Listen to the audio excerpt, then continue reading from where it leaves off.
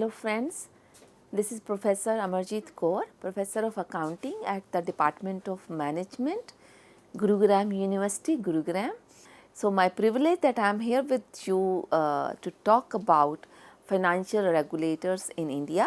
This is the part 2 we are going to talk today. We have already in the past talked about two financial institutions, which was RBI and in fact the regulators RBI and SEBI, and in this part we are going to talk another 2 or 3 financial regulators today in this session.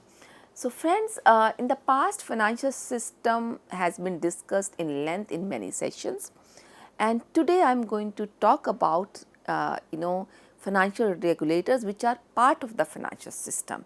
Okay. So India is actually a very fast growing economy, and for the economic development of any country, financial system is essential, is must, is imperative, right. So the fast rising economy and diverse array of financial institution we have at this moment, so ensuring successful regulation and supervision of these financial institutions and the array of so many diverse parts of the financial system, it becomes very essential that they are regulated well, right. So for ensuring that these financial bodies, these financial system, all the agents of financial system, all the pillars of financial system, be it financial services or market or institutions or instruments, everything actually plays a robust and a very a strong function. So we have to have regulators, and for that purpose we have many regulators, including RBI and Securities Exchange Board of India, which we have already discussed in the past. The another financial regulators we have Insurance Regulatory and Development Authority of India, Small Industry Development Bank of India, and Ministry of Corporate Affairs. Today in this session I am taking two more regulators, that is number 3 and number 4, Insurance Regulatory and Development Authority of India, IRDAI, and Small Industries Development Bank of India. That is what I shall be discussing now in detail. So let me talk about the first one, Insurance Regulatory and Development Authority in India or of India. So IRDA is another financial regulator of the money market in India, right. There are certain regulators which deals in money market, there are certain regulators which deal with the capital market, right. So money market India, it mainly regulates the insurance sector in India and helps people to protect their health, assets and loved ones, of course, through insurance policies. So IRDA is a regulator which primarily works in the area of insurance, right, and it regulates the complete insurance sector, be it insurance of somebody's health or life, or be it any asset like building, plant, machinery or car, or the loved ones, be it for your family members. So everything, all different types of insurance policies which are issued for all these varied set of people or varied set of assets or varied set of purposes. So that has been taken care by IRDA, and we need to have standardized rules in insurance sector, as if different insurance companies set different policy rules and they have different rates. So it would put the credibility of general as well as life insurance plans at stake. So that is where IRDA comes into play, because we wish to have standardized system, right. Standardized rules, standardized, complete sector is standardized. So it means if I go and approach to X company and they quote me this much premium to insure a building of this diameter, or if I go to X or Y company for insuring my car, which is a 5-seater, etc., of a particular make, I as an investor, if I approach to Y X company, I get this quote.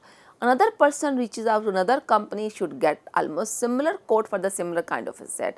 So the variability should be within the permissible limit. It cannot be exceptionally different or high or low than from the other, right? So the credibility for for ensuring this, for either for general insurance or for life insurance, because assets, they all fall under general, fire, etc., etc., health and the life itself, that falls under life insurance. So all life insurance plans or all general insurance plans, they should be standardized, right? So there are so many companies, insurance companies, which are working, which are active in the market. So and they have different policy rules, of course, we understand, and different rates as well. So the credibility of ensuring the interest of each of the investor, each of the participant in the insurance sector is been taken care by IRDAI. And so IRDA is a statutory or a legal body. It promotes systematic growth and accurate functioning of the insurance industry in India. It's a statutory body, it's a legal body, you may call it, and the purpose of bringing IRDA is to ensure that the growth of the insurance sector is systematic. There are no much variability, there is not much so it means there is growth, but it is systematic growth. It's a standardized growth. It goes with a particular, it goes in a system. It doesn't just go haywire. Suddenly something is happening. Suddenly another thing is happening. So that is not desired, and it is what is promoted through the IRDA, and IRDA helps protect policyholders' interest as well. It ensures fairness in the insurance sector. It ensures that every in policyholders' interest is protected, and it really operates under the purview of the Insurance Regulatory and Development Authority Act 1999. So this act, which came into existence, was the act known as Insurance Regulatory and Development Authority Act 1999, and it has powers to issue guidelines, regulations and directives to insurance companies, intermediaries and stakeholders. So this act is a very powerful piece of paper. It's a very powerful tool which empowers IRDA.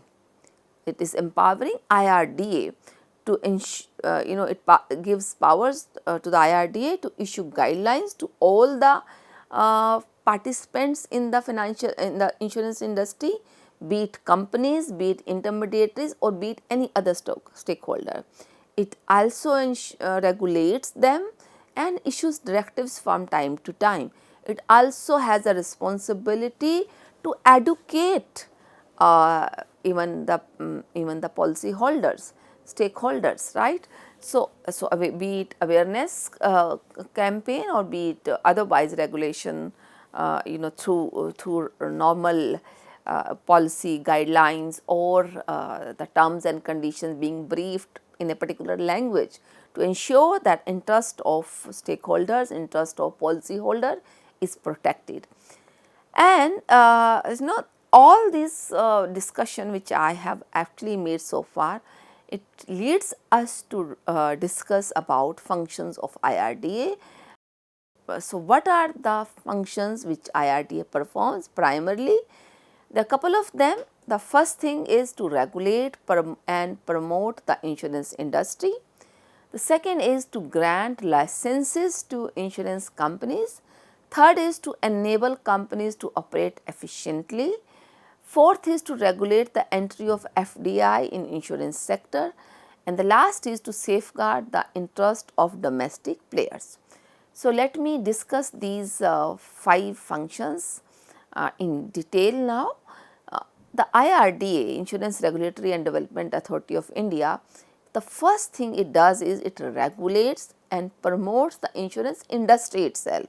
So, to ensure insurance industry is promoted, it has to see that the insurance companies which whosoever is given license, they have enough security money, they have enough corpus to take care of the payments or the claims which will become due in due course of time, right. So, it promotes the insurance industry, it regulates that both. It promotes that, it invites participants, it invites companies to come forward and start operations, it ensures the healthy competition between those companies, and also IRDA issues promotion campaigns or carries promotion campaigns to ensure the maximum people are insured. They participate in insurance, be it life insurance or term insurance, or be it general insurance for car or house or plant or machinery or building.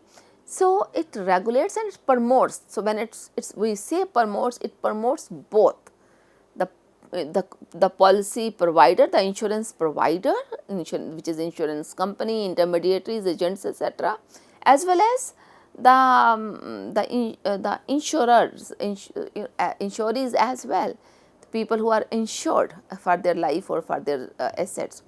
So, this is first thing. The second thing is in case any business wants to get into the insurance business, means wants to start with an insurance company. So, IRDA is the one which grants licenses. Of course, there are very difficult rules to comply with. There are so many rules, terms and conditions. It's not everybody's cup of tea. So, it's another discussion in itself. I am not getting into that because that does not fall under the today's scope. So, but nevertheless, it is important to let you know that IRDA is the one which grants licenses to insurance companies to start the insurance business. Of course, after compliance, after ensuring compliance to all the guidelines they have in this regard, right, be it the corpus, be it the promoters, be it the investment, etc., etc. Then it also enables companies to operate efficient. It is just not that it gives licenses, it also ensures that company they do operate very efficiently. So, efficiency we know is subjective, but still insurance companies are supported by IRDA by issuing guidelines so that they do not face problem, by ensuring there is a healthy competition between the companies so that no company, no small player dies. So, this is what it enables, right. So, it enables companies to operate efficiently by creating infrastructure, by creating awareness campaigns, by supporting in many ways. And then it regulates the entry of FDI, foreign direct investment insurance, in insurance sector. So, because if we have foreign players which gets into the insurance, then certainly there are certain rules which are very difficult than the normal Indian company which gets into the operations. So, foreign direct investment into insurance sector is subject to regulation of IRDA. IRDA has to approve every individual inflow of FDI, foreign direct, not indirect institutional investment, into the insurance sector, because it is a matter of safety, security and the life of individuals and of the businesses. So, it is very important that FDI is actually overlooked, is been taken care, is regulated by somebody, and that somebody or the some authority is IRDA. Lastly, the function is to safeguard the interest of domestic players. So, domestic players could be brokers or could be intermediaries or individual itself. So, it safeguards interest of those players. When we say safeguarding the interest of domestic players, what does it mean? It means it ensures the payments are made, the guidelines are issued first of all, that payment will be made within these many days from the date of maturity. It also ensures, nowadays we are getting very false calls. It is happening almost, very regular. Uh, People are trying to trap you about your insurance policy which is becoming due.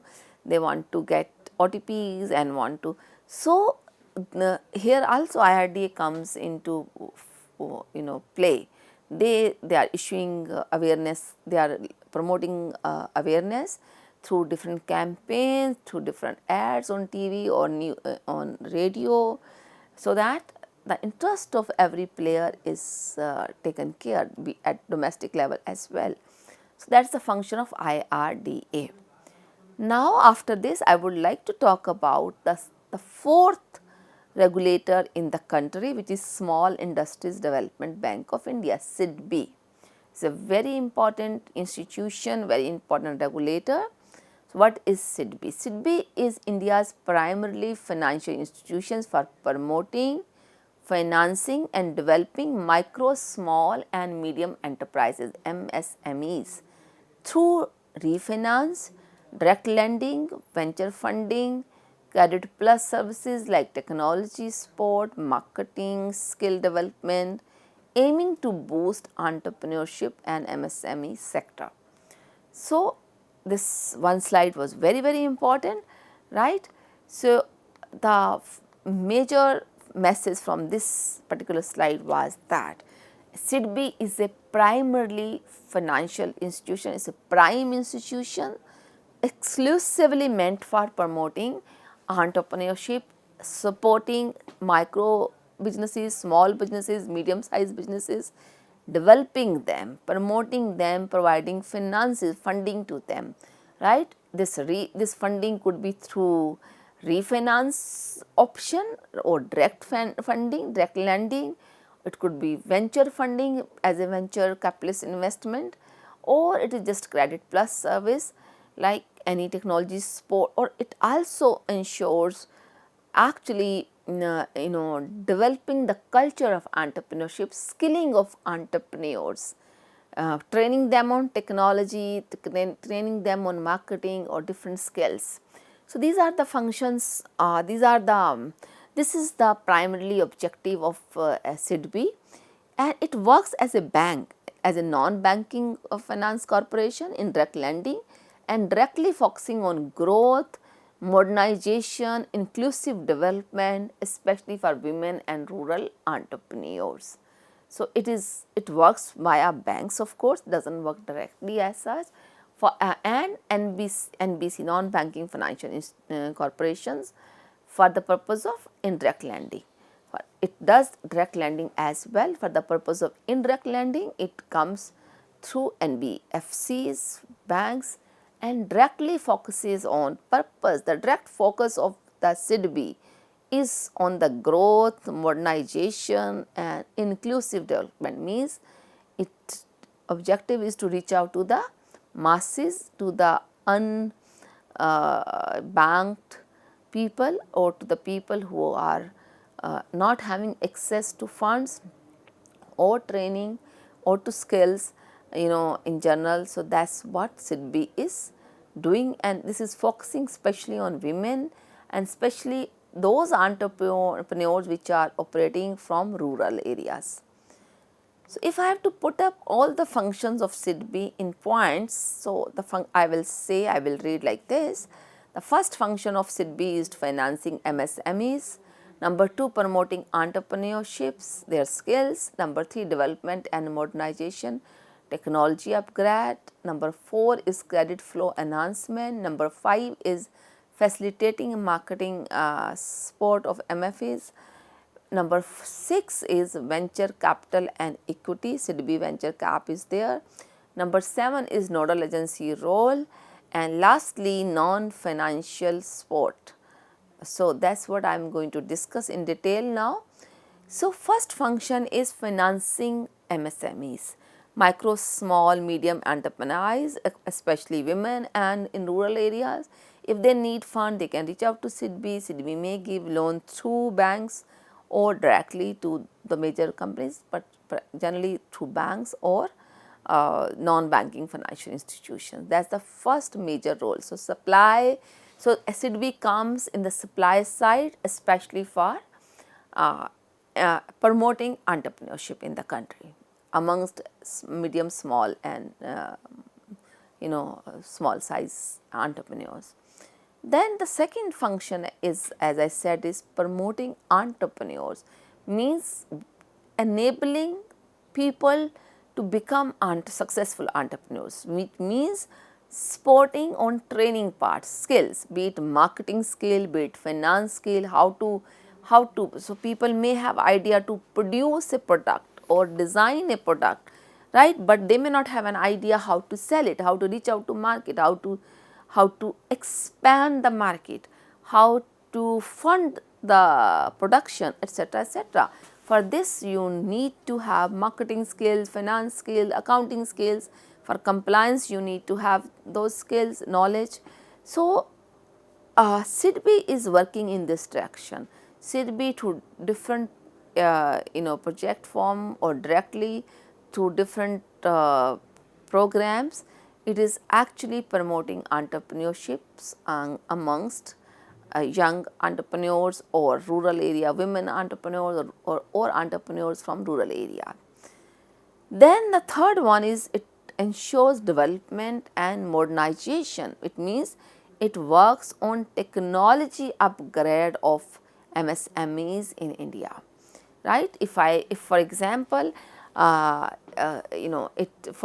it may reach out to a special economic zone, and we'll see if how many small or medium size entrepreneurs are there.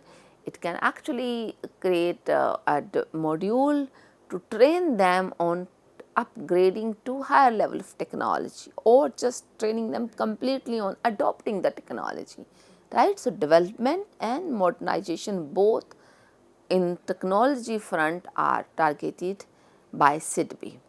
Then it also ensures the funds flow is enhanced. There is enough money when required by any MSMEs. They do not have shortage of money. So the credit flow enhancement is another function of SIDBI. Then the next thing is it facilitates marketing. It supports microfinance institutions, in their marketing activities, in reaching out to different marketing areas by issuing guarantees, it issues guarantees, it ensures that MFs are actually able to market their products. So this is what it is doing. Mutual funds institutions, microfinance institutions are the ones which are actually getting great support from SIDBI. Then venture capital role as a venture capitalist and as an equity promoter, like supporting the equity. Venture capitalists are the people who contribute capital in the beginning, right. The SIDBI has a venture capital fund. It has a venture cap fund, SIDBI, which we call as SIDBI venture cap. So that particular fund is used to promote venture capital or to participate in the venture capital required by different MSMEs. That is the sixth function. Then the seventh function is it works as a nodal agency. So that's a very, very important role. A nodal agency for whom? Nodal agency for different government schemes, right. Government keeps on issuing different schemes, be it for example, AI is in nowadays. We are talking about artificial intelligence, and government is really working hard in this direction to promote adoption of AI at all the levels, because it will save energy, it will save money, it will save resources. So of course there are certain limitations. So SIDBI becomes a nodal agency role. So to ensure that the people are trained on AI, which is a new thing for most of us, so there is a government scheme if comes up, if government decides to ensure that people are comfortable in adopting AI for their businesses, the government may launch some scheme, and that scheme can actually be implemented through SIDBI. So, it means SIDBI becomes the nodal agency. So, the role they play as a nodal agency. The last function is that non-financial support. It's just not the financial support, it's just not the credit, they are factoring, leasing, these are the non-financial supports. Factoring is a services, collection of collection of debt, collection from the people who have taken loan or whom we have sold. Or leasing, lease is an activity where machines, etc., are actually taken on lease. There are many companies which are into leasing activity. There are companies which are using leased machinery, leased furniture, or leased building, etc. So these are the non-financial sports. Even SIDBI does this kind of function as well.